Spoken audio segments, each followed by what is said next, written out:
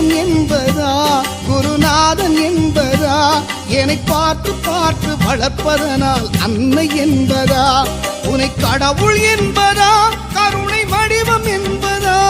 உன்னை கடவுள் என்பதா கருணை வடிவம் என்பதா ஐயா ஞானதானம் தந்த உன்னை தந்தை என்பதா